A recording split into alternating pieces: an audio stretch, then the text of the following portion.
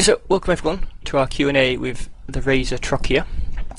We're joined by two of their three leadership. So I'll mention you and then obviously you introduce yourself. So obviously you've got Jackal. Welcome, Jackal. What's your role in Razor and where are you from? I'm CEO of UK Corp and one of the three Troika from the UK, as the Corp may suggest. That's me. And I'm just going to go on, but feel free. I was also going to say, the third will be here in a second as well, which will be joining us. Oh, excellent. That's good. And I'm just going to call you Pap. I think I'm not going to pronounce your name. Yeah, everyone pretty much just calls me Papa. Yes, we'll call you Papa. So, Papa, where are you from? Which corp do you represent? I'm a director in CEI, the Executive Corp, and I'm from the United States. Welcome, and obviously I'll fill in. Rich DK will be joining us and we'll catch up with him, but would one of you like to say where he's from? Rich is also from the UK. He's from the Corp Mink. He's the longest of the three Troika that are currently here. Excellent. I'll start with an obvious question, which any of you can answer, I suppose. You're one of the few alliances, in fact you're the only alliance we've spoken to out of the big blocks who has kind of a multi-leadership. All the other ones tend to be quite well run by one very strong figurehead at the top and obviously a delegation below him. How does it work out for you, having a three-person kind of executive, I suppose?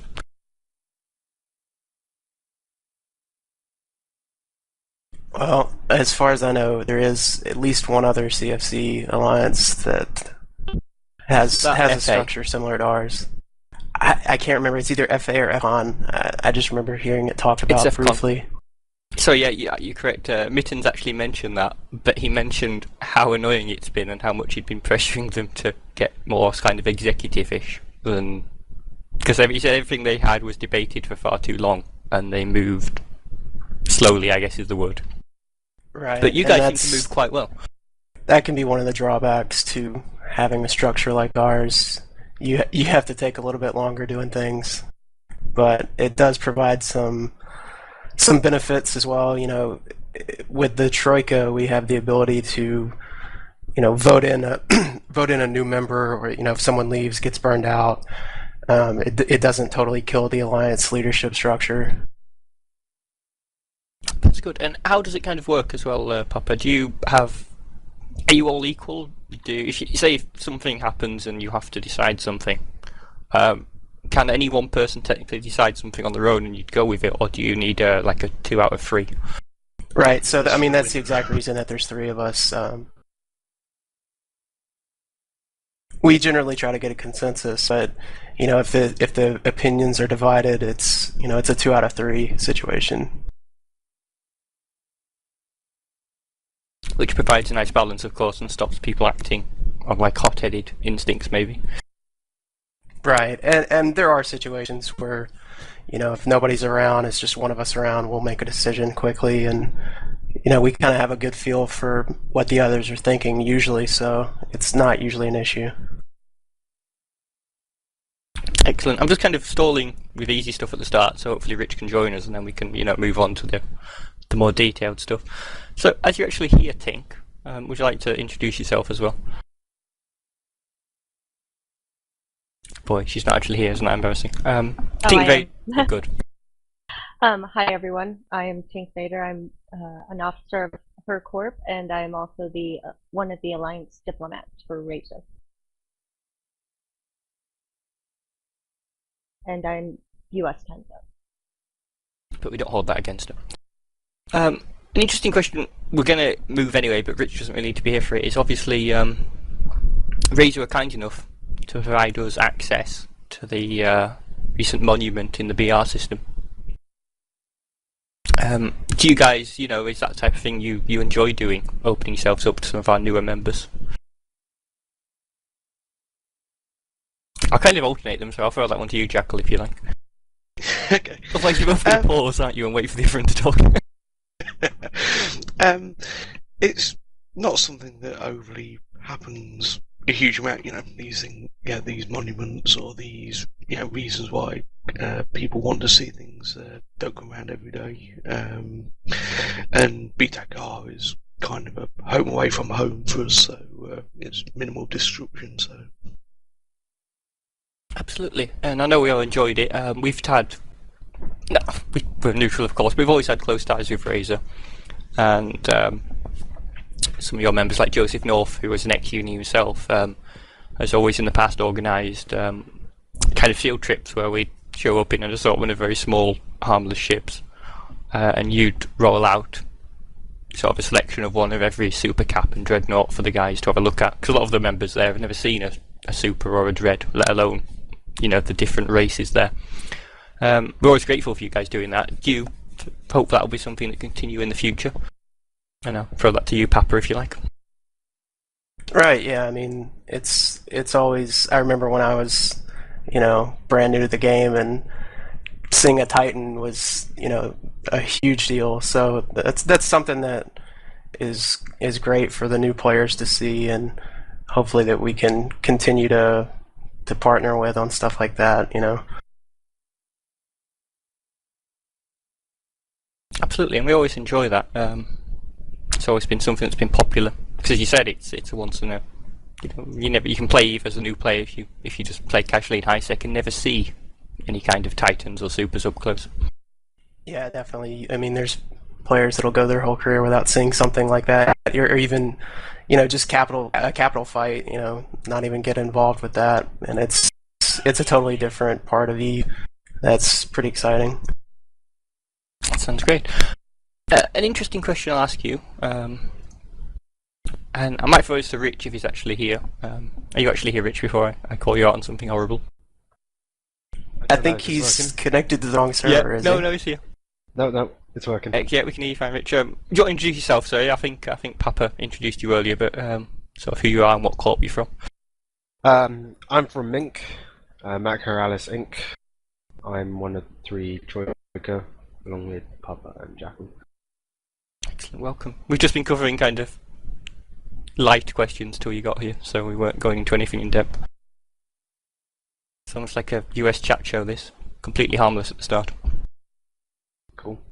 So, we'll throw you the hard question, Rich. As we've asked everyone else about this now from all the sides that were almost there, apart from BL, the recent big battle at BR, could you, or obviously if you weren't there at the time, but you've got all the time zones with you, US and UK here. For you guys, how did it start and how did it escalate?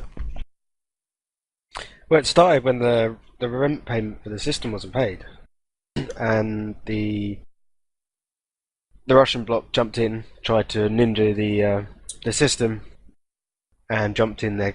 You know, went balls deep and jumped in their capital fleet. We were then bat-phoned, and N3 and PL and everyone jumped in, and we jumped in, and it all escalated out of control and lasted 23 hours or whatever, how long, and everyone died. It was glorious. Did any of you guys join it at the start, or were you there, say, you know, on the field? Actually, I wasn't there. I was at work. My dad was. I was at work, and we'd just finished a busy Sunday in the restaurant, and I looked at my phone finally after 9 hours, and I see multiple text messages from multiple people saying, "Oh my god, everything's dying." So I ring up Marley and my dad and say, "What the hell's going on?" He's like, 7 Titans are down already, and there's me jumping around in the back garden saying, "Yes, we've won the war.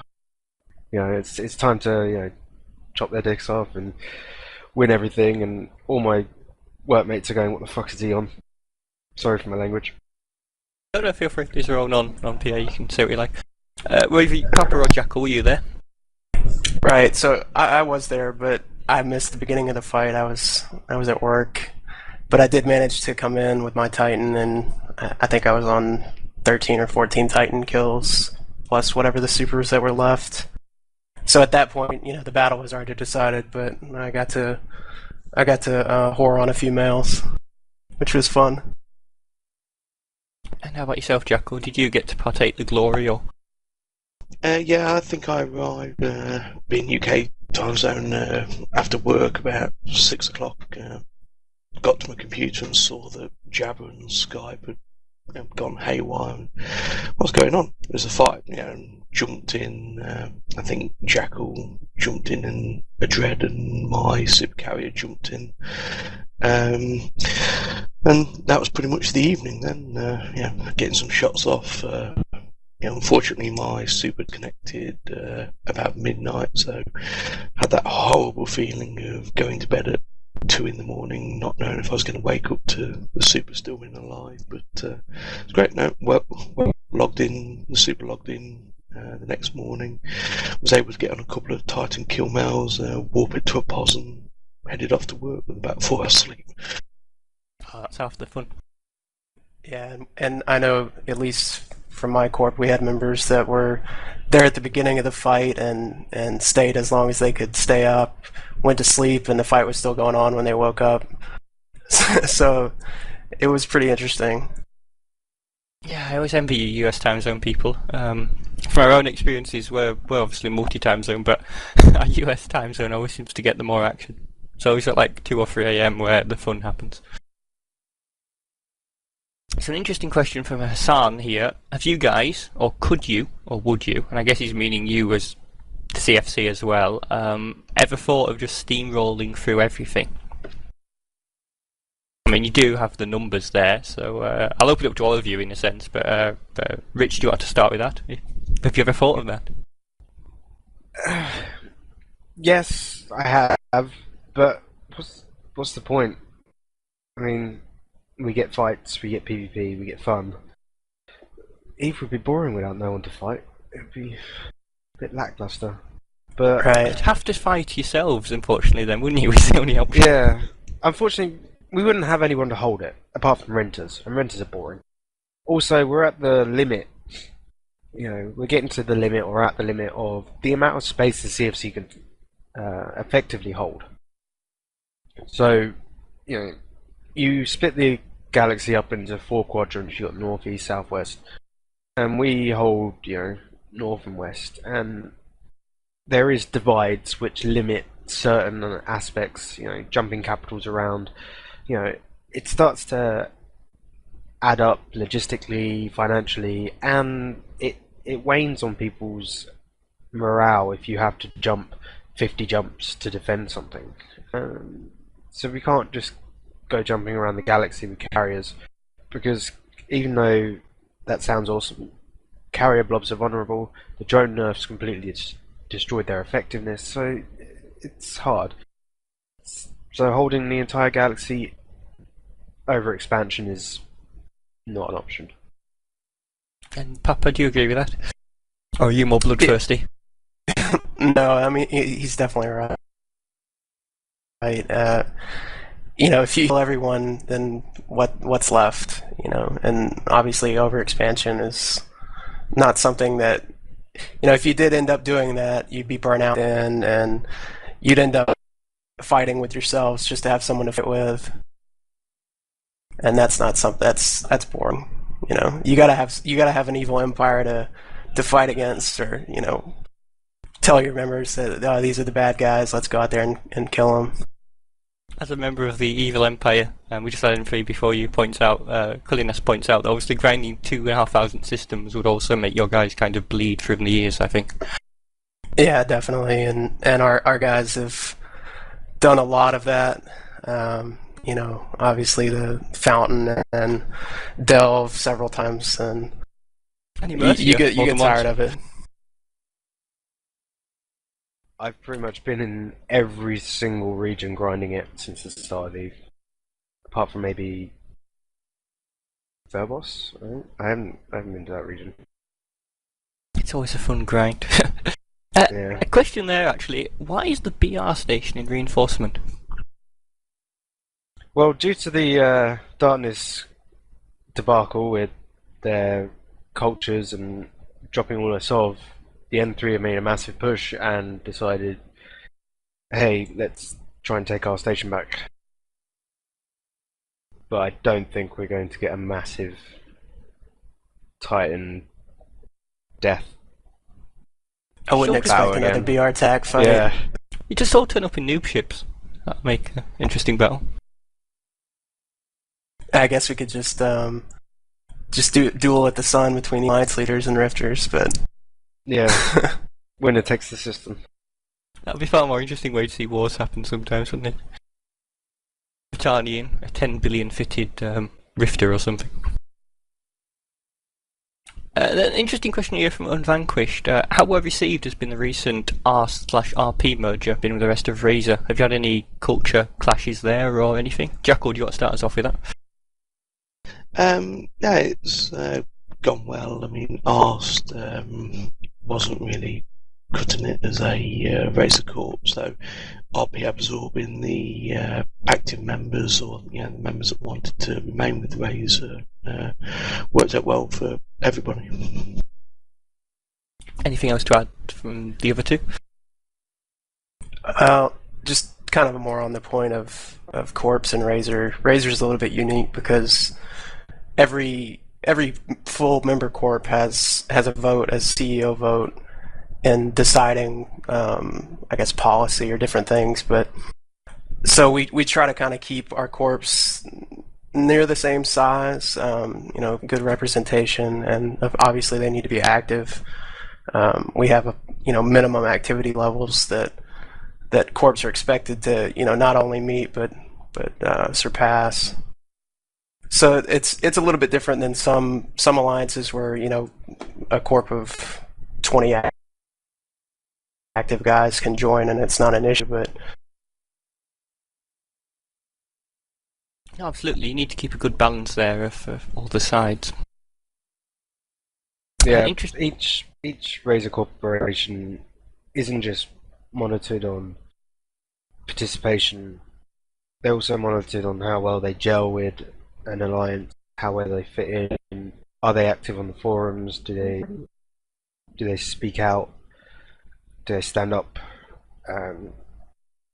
They're also encouraged to maintain a healthy industry, to make sure that they can stand by themselves if Razor comes under pressure. It's one of the requirements when recruiting is that they maintain participation, they maintain ISK, and they maintain a good diplomacy within the alliance. And it's hard. Razor is probably the hardest alliance to get into in the game out of the big nullsec alliances. And unfortunately, unfortunately, over the past probably year and a half, we've had a good 5 or 6 corporations we thought might cut it have actually fallen flat on their face because they just didn't realise how hard Razor pushes its corporations. Which provides a stronger alliance in the end. Yeah. I mean, we don't want to become super bloated with 100 corporations or 20 man because I know it sounds evil, but they just can't pull their weight compared to the other corporations. We need a corporation where we can turn around and say, hey, we need 5 bosses putting up in these systems, and not all Razor corporations currently would turn around and say, sure, I'll have it done by this date or this time. And next question for you, how much space do you actually use out of what you own? Are all your systems well populated, or do you kind of have an empty backyard, so to speak, from the Razor space you hold in the far north?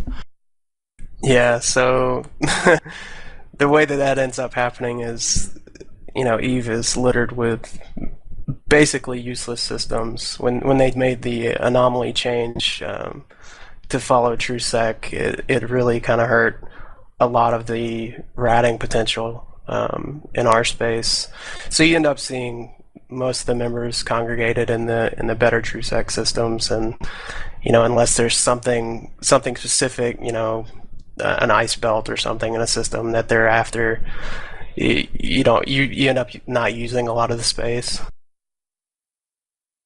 Which is true for any alliance, really. People go where it's more profitable to spend their time. Exactly. Razor isn't greedy. We'd rather upgrade Tenal to better it than expand quality over quantity. Absolutely. I'm going to ask you a really hard question from this random person who I've never heard of called Jean Lena. Brace yourselves.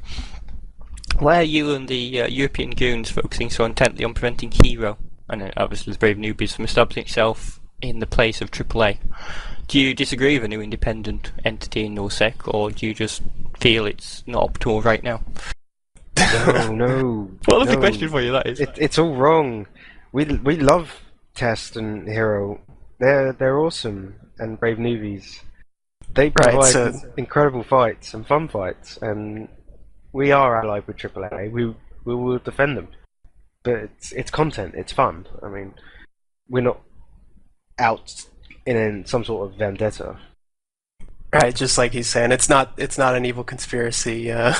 We're just down there because that's where the people are. That's where the fights are going to be, and where the fun's going to be had.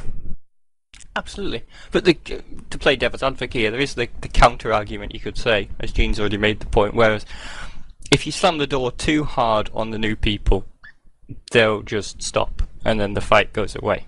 You know, it's always got to be kind of a careful give and take, isn't it, when you as the CFC are quite a manpower and resource advantage over everyone else, so you've got to be, if you want to enjoy fun of the game and enjoy the fights, you have to know when to stop, when to give and when to take.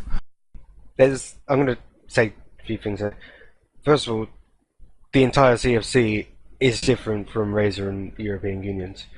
The entire CFC can bring several thousand people to the field, and they wouldn't stand a chance. Razor and European Unions are giving relatively fair fights, and they're fun fights, and Brave Newbies and Test are learning from each other, and they're also learning from us, and you know, we win, they win.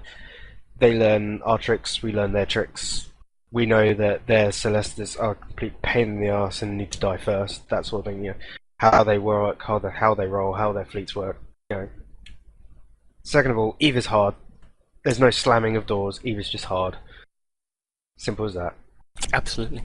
I want to give you a chance to put your side across there. Go ahead there. Also, Razor is on deployment. It's not a war effort. It's not out for any vendetta. We deploy constantly because we've learnt that if we sit around and do nothing, as an alliance, we slowly die. So, staying on deployment 24/7, 365 days a year, is an aim for keeping us lean, mean, killing machines, I guess. Oh, I suppose we were going to say fighting machines, then that would be a terrible quote. Yeah. No, that was an interesting question. This is one, obviously, from one of your fellow CFC friends. Who or what are your favourite / least favourite CFC alliances to work with? I cannot confirm or deny any accusations. Horrible question, isn't it? I have heard many things from the CFC that there are some people they dislike with because organisation varies, doesn't it, so much from every alliance that's in the CFC. Some are controlled very tightly and everything runs almost like clockwork, and others are just everything just kind of works, but it's more hope. Well, no, we love everyone, and that's the official line. Yeah, but we understand that Razor comes from an age of, I guess, imperialism from the NC days. Razor has always been a closed-off alliance. It makes me laugh when like EveNews24 or Matani.com makes a piece on Razor or posts a paragraph on Razor, and it's completely wrong because no one's actually bothered to ask us. You know, we're a very independent alliance. We're old. We're powerful. We're able to. We're able to do a lot more stuff than some of the other CFC alliances, and at a line level, that can be seen as very, I don't know, maybe arrogant. But at a leadership level, we all love each other. We really do. Right, and a lot of the propaganda floating around during the Halloween War, people like, oh, Razor should flip sides, and Razor's not getting along with the rest of the CFC. That's just propaganda. It's not true at all. Well, you mentioned propaganda. We can lead to a question we had earlier. You guys are probably best known, oddly, for providing over the past year some of the most amusing, entertaining propaganda posters in EVE's existence. Anything you'd like to share about that? How did it, if obviously back then, how did it sort of come about, and is it still growing to this day? Minus. Right. So basically, one member was the brainchild of all of those posters. A guy called is it Minus? I can't remember or Minus. Minus. I think it's spelled Menas, but he hasn't actually been around in a little while. The last poster he made, I think, was when we took Tino back. But he really did some amazing propaganda, and some of it was a team effort there at the end, like especially the video that was made. I'm sure several people have seen that. It was pretty funny. I really enjoyed that. That was Tib, Bubba Z, Cheryl, Arb, and Minus, wasn't it? Yeah, and I think Venkman was directing that one. If I'm right, that link there I just put in the lecture channel is, I think it's obviously on your site, your official archive, isn't it, of all your old propaganda posters? Right, yeah, that's got all of them. You guys also and it's have... something that we're trying to kind of bring back. It's won't be the same without Minus or Minus. I can't remember how to say it, but we're trying to work on that because it's something that the members really enjoy and everyone else really seems to like. Interesting for our members here, they'd heard that a Goon Titan pilot bridged one of the Brave Newby's fleets back to their home after one of the fights. If you're aware of it, obviously, is that something that was actively done to, help them out? Obviously, that you appreciate they've come for a good fight. Or was it something to help get rid of their fleet from your space a little quicker?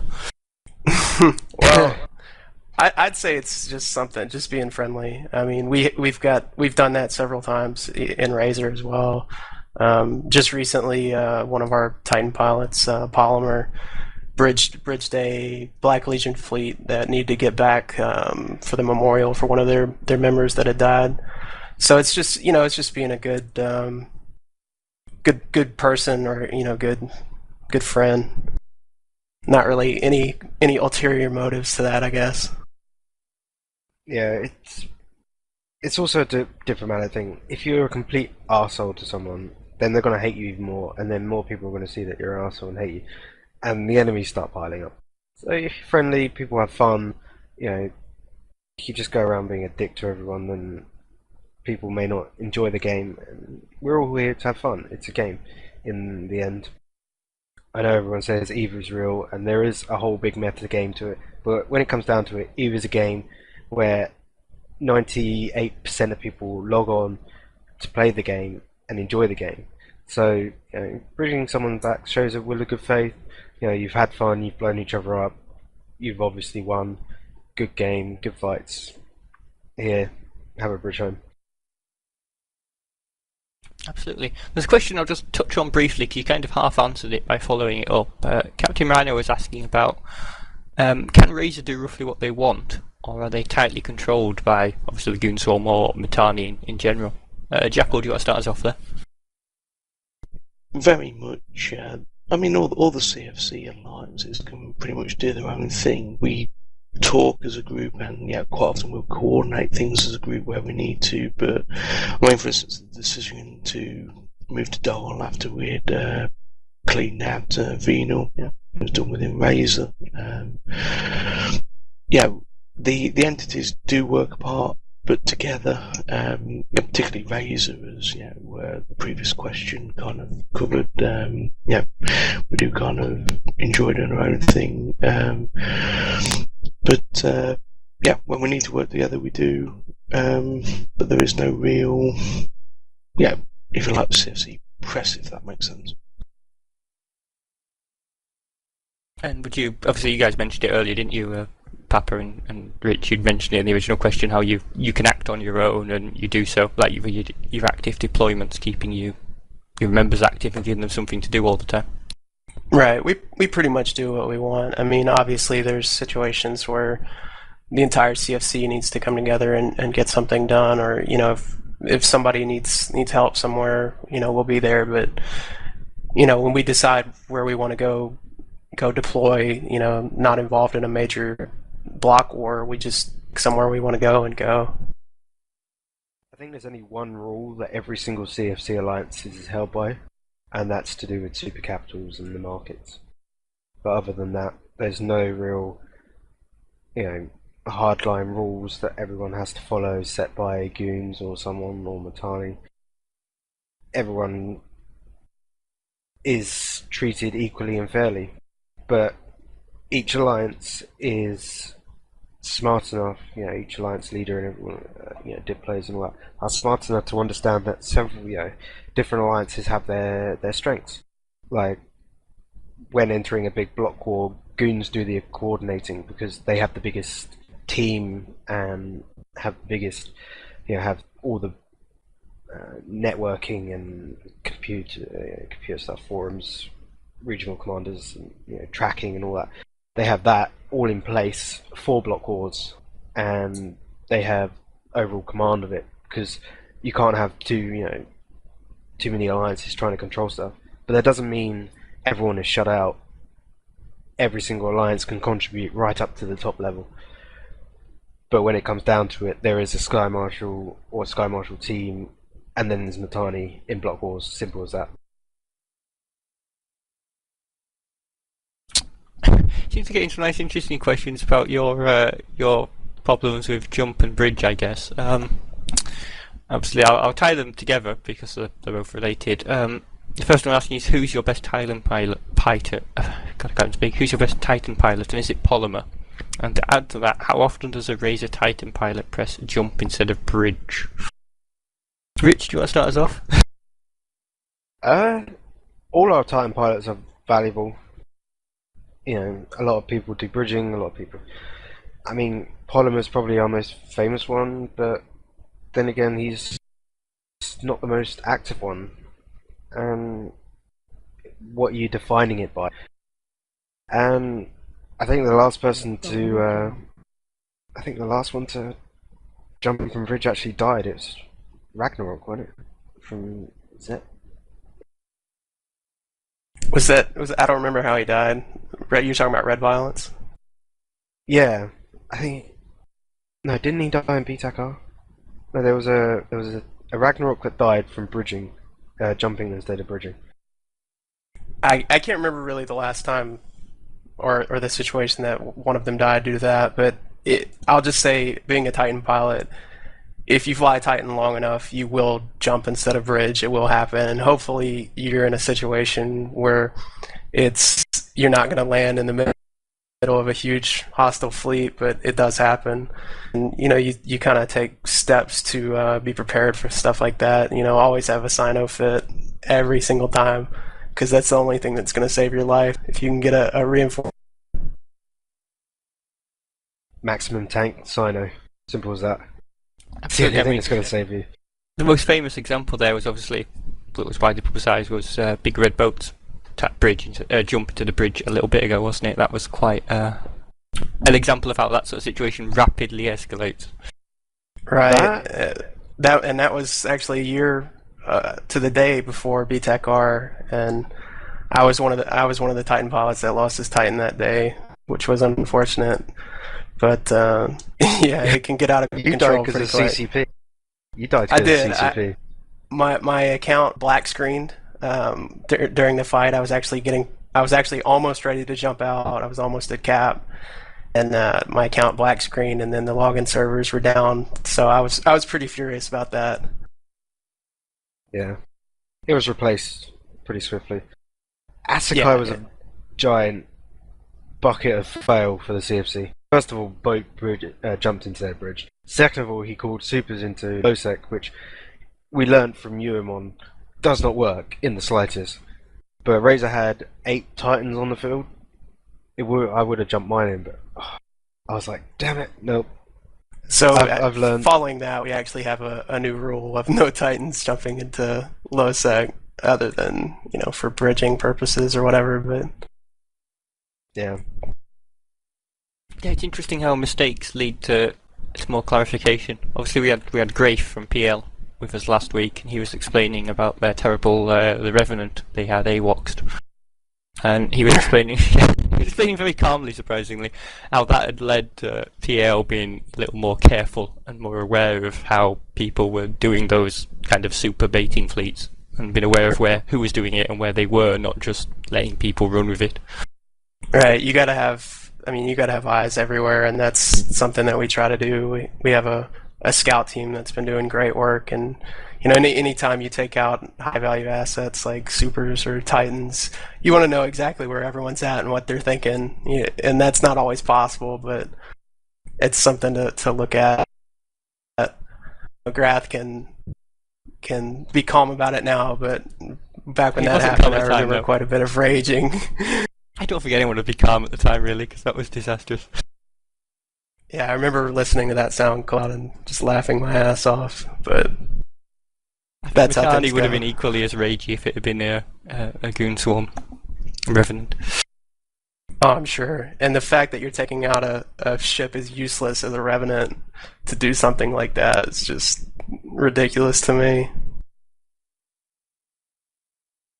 Another question from Praku there. Nullsec has reached a point where it's essentially become a war game scenario in the southeast, which it is. Everywhere's kind of set, and it's nicely balanced, and too much change can break the whole house of cards. Do you wish Nullsec could support kind of more theatres of conflict, or do you guys feel you're happy with how Null as it is? I'll open up to Jackal first, if you like, and we'll just move down. I think the biggest problem for me personally with Nullsec is it is very much geared, block warfare. There isn't the opportunity for small groups to do things. Whether that is either small alliances or even small groups within a big alliance. The theatre isn't geared up at the moment for gangs of 20, 30 to actually do anything aside from having a roam around and see if you can gang a few ratters or something. Papa? Yeah, I think that's right. I remember, and maybe it's just rose tinted glasses, but when I started playing in Null, it didn't seem so blocky. You could have a fight with a much smaller number of people involved and not have to worry about all of Eve showing up and taking a shit on you. But hopefully CCP does something to encourage that. They thought that was going to be the case with the Dominion Sov, and it's obviously not at all. I think even the old Sov system, even as awful as POS warfare was, actually might have even been better than what we have now. And Rich? Nothing more to really add to that. I'll ask you a more detailed one, kind of. We got asked this earlier in the previous Q&A. And someone compared, obviously, the way Sov itself, everyone agrees and all deny it, that the taking of new Sov of any kind is the most incredible boring grind fest known to exist in the game. And the more Sov you have to take, the longer it takes. And it just ends up to the point where it becomes quite tedious, and the people who have to do it, it's boring. Would you prefer a more simpler system, kind of not fully what they have in faction warfare, but something more along that style where it promotes activity rather than tediousness? Yes, but it's got to protect the defender. Everyone says that the attackers must have the advantage. I think it needs to be the other way around. If you're going to attack someone else, you need to have the disadvantage. They're the defenders. You got to think of castle, attacking army type scenario. But it can't be based on small scale warfare alone. There needs to be some way for larger alliances to defend with the force that they have. I mean, if a small alliance can come along and just roam 24/7 in your space and rack up, a small amount of kills, and it would just, to be honest, piss Razor members off. Because a lot of them don't do small scale; they do large scale, and large scale only. But there are others that do small scale. So I don't know. It's something CCP have never quite managed to figure out the answer to, is it? Because you need something that works for the smaller groups, because small is quite fun. It's more about individuality, isn't it, and personal ability. And when it becomes too large, it's still great fun, but it's less about the person and more about the overall leadership, maybe, or who's played the right card, so to speak. Right, and I think that's something that these pause siphons that they've tried to do, and I don't think it's been very much of a success so far. But they're gonna have to think of something that won't scale up, so that just packing members into a system is the only way to win.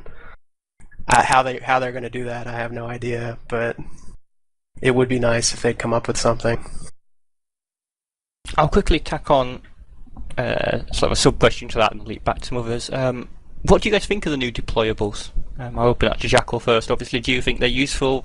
Do they do enough? Are they just kind of gimmicks? Personally, I'm not really seeing what most of them bring to the table. Yeah, it's new content, but certainly in terms of Razor, very little impact in what we've done, with probably the only exception being the localized Sino jammers that got used to it in B-TAC-R, but other than that, nominal change, really. And Papa, same thing. Do you guys not have much use for the?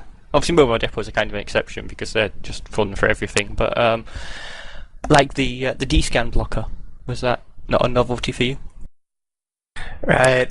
Yeah, I don't know about some of these things. I mean, they're interesting, but I'm not sure how much they're gonna really add with all the restrictions and different things. Everybody, like, the mobile depot is awesome. The mobile tractor is pretty cool, but obviously stuff like the mobile Sino jammer or whatever they call it is really advantageous. But stuff like the the mobile micro jump drive, I don't know how much that's going to get used. It doesn't seem that beneficial to me, but everyone's going to find some kind of use for it at some point. That's how it goes. The CCP designs something and people end up using it a completely different way than they thought it would happen. Absolutely. I mean, some of them seemed more geared maybe towards the smaller alliances, where actively blocking, like if you guys, when you've got a couple of full fleets in your coalition fleets and you're having a big battle, having some of them hide behind a D-scan blocker is quite pointless, because the opposition knows you're going to bring so many people, because they've probably seen you on the way, or they've got a spy who's told them that you've got 5 fleets formed up. Whereas for the small 10 or 20 man gangs, it suddenly becomes possibly more fun. Yeah, definitely. And with the way that the metagame is, with every single alliance is full of spies, it's not really something that at a large level it's going to help you with. But maybe with some of the smaller things, like if you're gate camping somewhere or something, which we don't really do of, that could be advantageous. Absolutely. Are you guys planning to do an alliance tournament team this year, Rich? Yes. So I can ask you now a question. Do you have plans for a mobile jump drive in the alliance tournament? To be honest, I'm terrible at ship fitting, and I'm terrible at small scale PvP. Tend to not. I mean, I watch it and I support them, and I'll throw money at them if necessary from the alliance, but I don't really pay attention to it, to be honest. That's a fair answer. Do the other two of you small scale? Yeah, I do some. I've actually participated in the alliance tournament on our team. Not really so much as a planner, but just piloting in it, and it's a lot of fun. I really enjoy it. Flying small scale is something that will really improve you, even in large scale. You're just more aware of your surroundings and what exactly is going on, and how you can, I'll see people that instead of they'll be aligned and we'll broadcast for reps and not warp out and just die. It's like you got to be kind of aware of what's happening around you and make things happen for yourself. That's something that small scale really teaches you. Absolutely, it's like I said earlier, the smaller the fight, the more it becomes about the person. So do you think, from your personal experiences, do you think the micro jump drives will have any sort of advantage? Or do you think it'll just be a novelty in the AT and it won't become much of an issue? I'm sure somebody will find a really inventive use for it, and after that it probably won't be used at all because there'll be 8 different people, with 8 different ways of countering it that makes it useless after that. But there's always stuff like that. Absolutely, someone finds a gimmick and it works great, and then once it's used and everyone's seen it, immediately it's figured out by a counter. I'll just quickly extend our thanks, by the way, while you're here, from E-UNI I mentioned it earlier, but you hadn't joined, Rich, for bridging us to the memorial in BR a few weeks ago. That's right. We always appreciate that. A spare question we had as well, asked earlier about you guys. When, obviously, you guys weren't really around in the forum, but when Razor was formed, did you picture it, or when you first joined Razor yourselves, did you picture the alliance still existing today? And did you think it would be in as strong a position as it is now? Did you think things would be going this good? And I'll run through you all, so we'll start with you, Jackal. Well, Michael will probably, actually, of the 3 here, is the kind of newest at joining. We joined after Mercy Harmless died.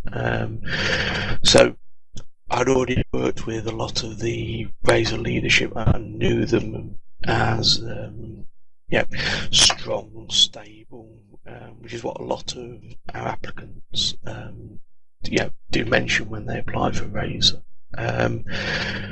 So yeah, I was in the long-term future of Razor, one of the reasons why BKC joined. Papa, how about yourself? Was it the same when you joined?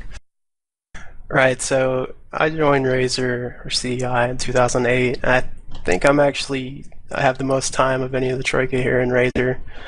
Not in Troika, but just as a member. And it's changed a lot. When Razor started, it was a dictatorship. It was run by Fredo from CEI.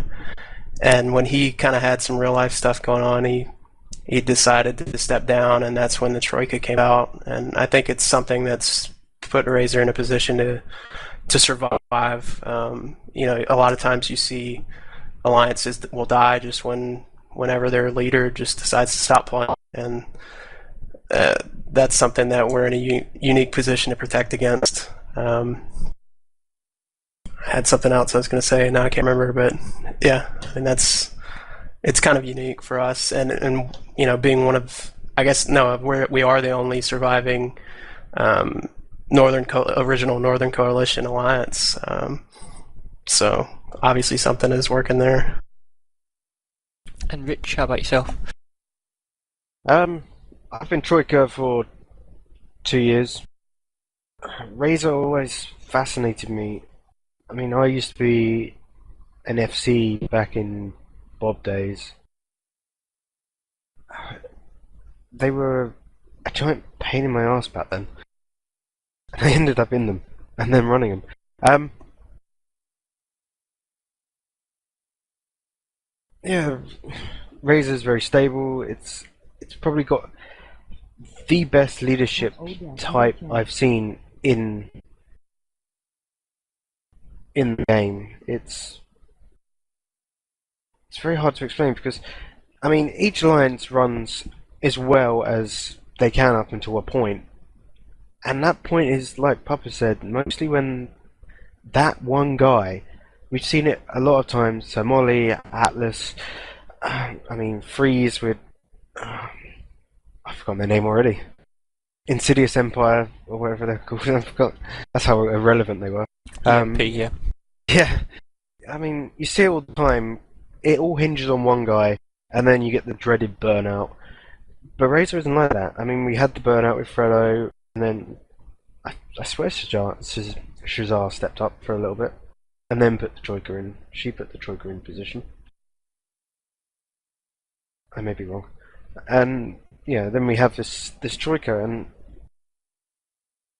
we've had many Troika over the years. I mean, Niffa, Gus, Ice, Carved, RX are the recent ones, and you know you got Jemadar, Sin, HK, and the list goes back and back, and no one understands that Razor's had probably 25 leaders over its, probably about 20 leaders over its time, and we've managed to surpass that point where most alliances die by fixing the problem of burnout, and the Troika fixes it perfectly, but it won't work for everyone.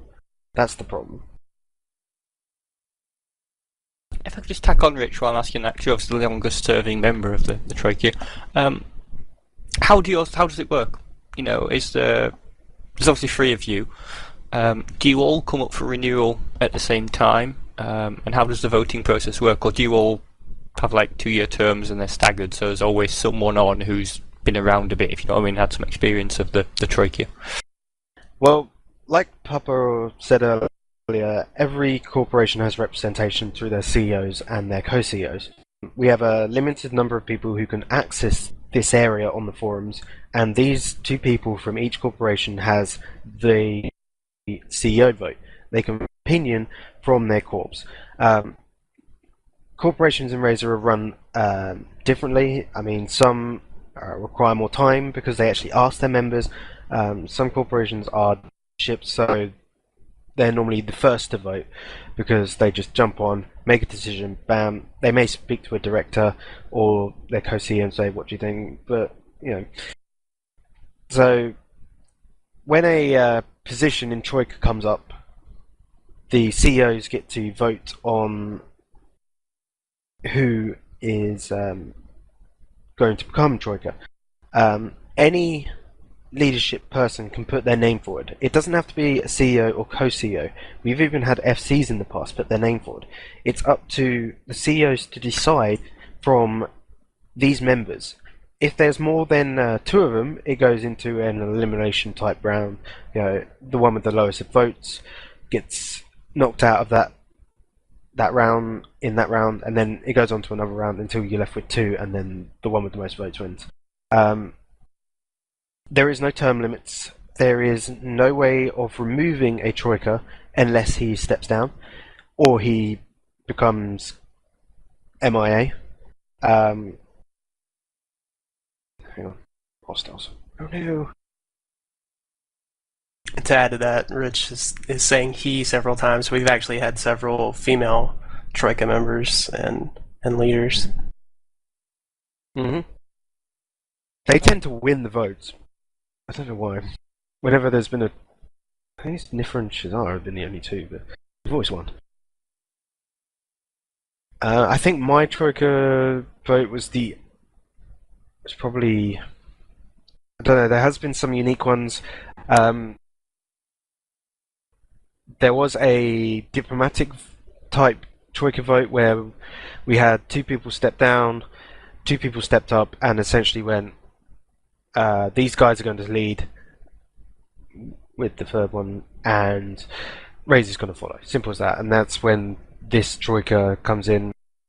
Like the other 2 were saying earlier, Troika holds all power. Troika holds all keys. The only thing we don't have control over is policy. So if we want to change tax or we want to change the voting system or we want to change the structure, I guess we'd have to vote on. Yeah, and any kind of long-term Razor, yeah, if you like the direction of Razor, kind of similar to the question you asked about where do we see ourselves in the future, that would fall more into a CEO vote situation.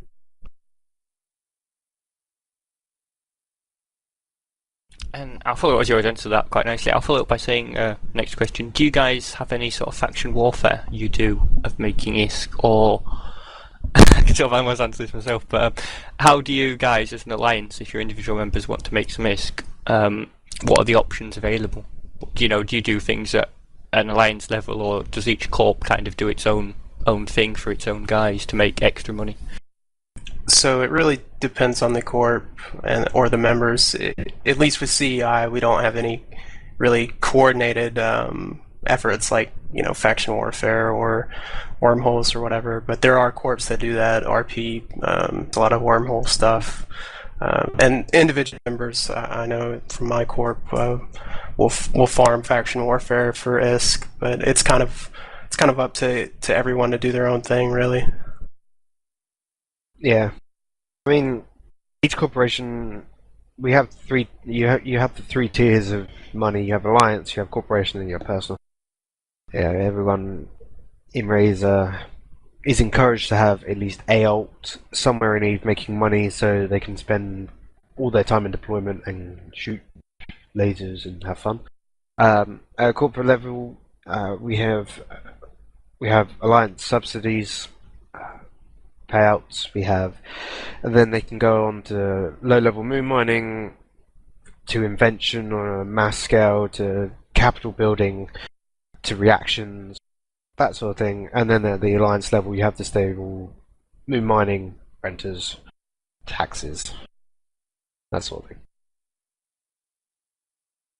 Absolutely, and it works quite well because that way you're giving the emphasis more onto the corp in a sense to do what its members want without piling everyone into one activity. Because you mentioned RP they do wormhole ops every so often, but equally for everyone that enjoys a wormhole op, there's someone who finds wormholes the most boring thing in existence. Yeah, like I stated earlier, each Razor corporation is designed to be autonomous in a bigger alliance on a financial level. We encourage them to. I mean, when we took over Tenal, a question was sent out as like, who is going to react? Because all moons are equally shared for the most part, so we wanted to make sure that everyone can make money off the moons. Razor only taxes the actual minerals. Any profit made off of the alliance moons through reactions is corporations, so corporations make money off of that.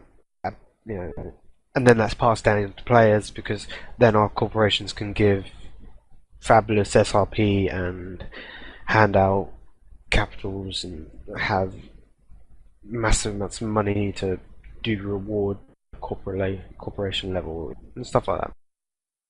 Absolutely, because I was just going to tack on to that, and you slightly mentioned to it. Most alliances do the same, but you guys have for your standard doctrines, you have like an alliance ship replacement program, don't you? But then individual corps will sometimes have expanders or top-ups, I guess, on top of that. Yeah, right, definitely. Which helps, obviously, because it's different alliances, different things, and they probably pay different amounts for different ships, so it's a nice balance there. Right, so the Alliance has SRP for ships that we try to encourage. Logis, different doctrines require different things, so maybe recons. But then corps themselves will reimburse or add to reimbursement, maybe just DPS ships or whatever they're doing, dictors, and it works out pretty well. Absolutely. We're getting asked as well, do you guys use incursions ever to make ISK, or would that be something your members might do on their non-Razor alt? When we were in Tenal and an incursion popped up, fleets would go out and run it because simply it's a giant pain in the arse to be there. So they'd run it, make some money, but I don't think any corporation or someone has ever actively hunted them down. I mean, maybe once when we were in a SAR, I think. Someone was like, let's go and do an incursion because they were new. I don't really remember. I don't really know anyone that targets incursions, at least not on a corporation level. There's probably some members running high-sec incursions, but in general, incursions in nullsec are just a pain in the ass. Yeah, in any high-sec incursions you do, you'd obviously be alts, because you guys are mostly at war with a lot of the high-sec mercs, aren't you? Trying to pick off your hoarders and such. Yeah, we pretty much have a constant war deck, so that's something we've adapted and worked around. Yeah, we know all about that as well. Constant high-sec war decks are loads of fun. Yeah, it makes logistics a lot of fun. Yeah, it adds an extra step to it because you have to use an out of corp for the initial part, and then I assume when you get to low or you get somewhere where you can jump from, you then contract to an in-corp jump ship and jump your goods in. Yeah, definitely. So it seems we've caught up with questions. I'll ask you a couple of final ones here. I'll pose this one to you, Papa, because you mentioned you enjoyed small ships. So I'll start off with you. If you were to fly any ship, not counting obviously anything above capitals, so we're going as high as like tier 2 battleships, what's your favourite? If you were to pick any ship just to fly, to roam in, what would you fly in? I'd say I spend the most time in recons. Rapier or Razu, they provide a kind of a unique playstyle. You can go out and catch somebody maybe with their pants down, which is a lot of fun. But yeah, I mean, that's, at least personally, that's what I spend most of my time in, other than, the normal fleet doctrines. And Rich, same question. I'm more of a logistics guy. So hauler. I spend 99% of my time in a jump thrower, but that's beyond the point. Now I'm talking about logistics as in repping and stuff. When I first joined Razor, I was a logistics FC. In big battles, I would run the Guardians and the Scimitars or whatever the flavour of the month was. And that's how I started making a name for myself in Razor. I've always enjoyed logistics, to be honest.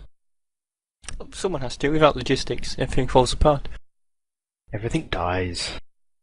And Jekyll, how about yourself? Favourite small ship? I'm probably close to Papa. I do love the Rapier. Although, generally speaking, I think the Cruiser 5, the ships, the Tech 2 cruisers, really are a lot of fun. One of the best skills to do. That's great. I'm going to end on the question we've asked everybody. So it's handy it came up actually without me having to ask it as well. What would you guys like to see change about the Sovereign grind to make it less grindy and less blobby? If you know the answer, of course. I'll work bottom to top there. So Rich, anything you think would change and make it less grindy and blobby? Or do you enjoy it grindy and blobby? There's not one thing that needs to be changed. They just need to get rid of it and bring in a whole new system. The system is flawed and broke because it requires super capital Fs, super capital fleets to do it effectively and efficiently. People hold far too much space to do it with subcaps, and grinding to even more, just a region with subcaps is an incredible challenge and requires a coalition. But at a coalition level, you're going to get squashed unless you have a super capital fleet. Papa, same feelings? Yeah, pretty much. I mean, I don't know exactly what CCP needs to do to fix things, but they definitely need to do something, and hopefully they've got something in the works, because the way SOV is right now is just a huge pain in the ass. I'm sure you probably agree as well, Jekyll. It's quite a universal view, that. Yeah, no real surprises.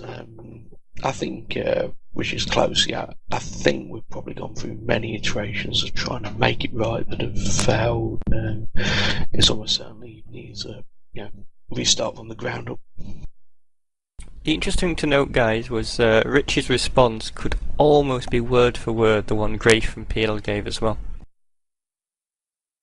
You weren't listening in really, Rich, but yeah, he was exactly the same. He pointed out you need to make the soft grind not boring right now. You need supers, and by the time you've got supers, there's far too many of you that it becomes too big. Things start isolating. You're then in a massive coalition.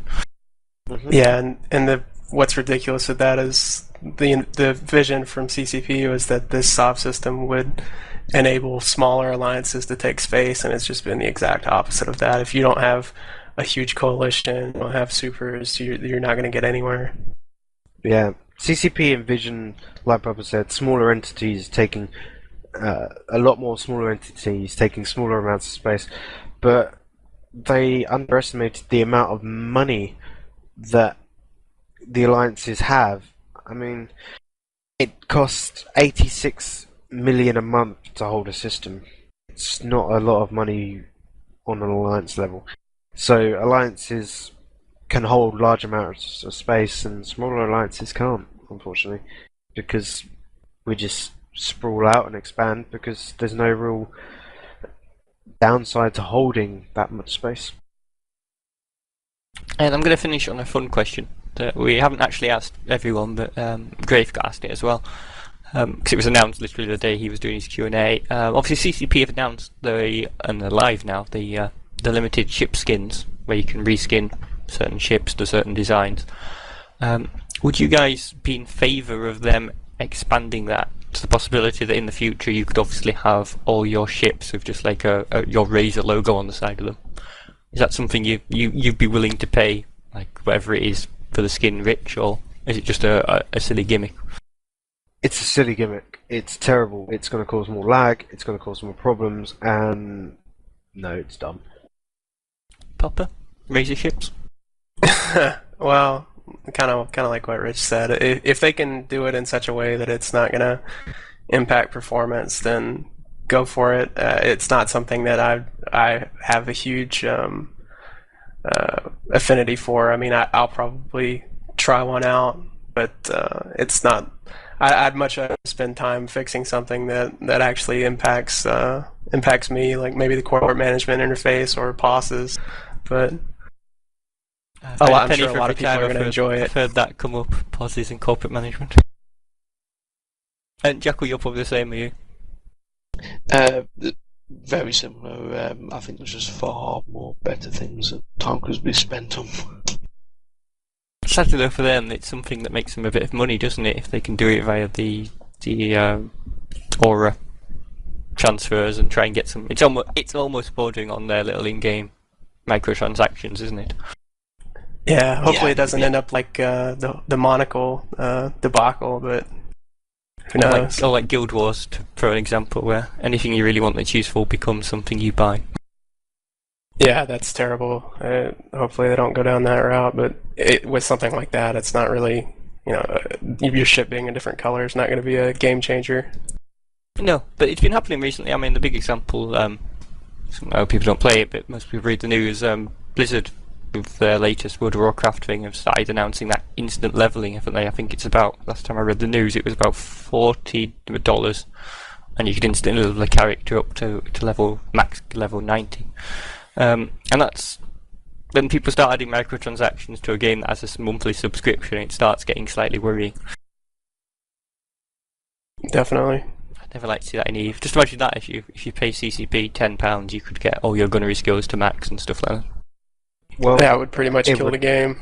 It would. Yeah, it wouldn't happen, because we've seen it when the whole microtransactions and the Aura and the leaked documents from CCP all happened. Players went absolutely nuts over it, and it even brought out the unknown press, whatever her name was, to come in and say, "Hey, look, whoops." It is terrible thing to introduce to a game like EVE. It is, because EVE's one of the few games where training time is such an extreme, really, isn't it? To train every skill to max takes far longer than anyone's ever been playing, really.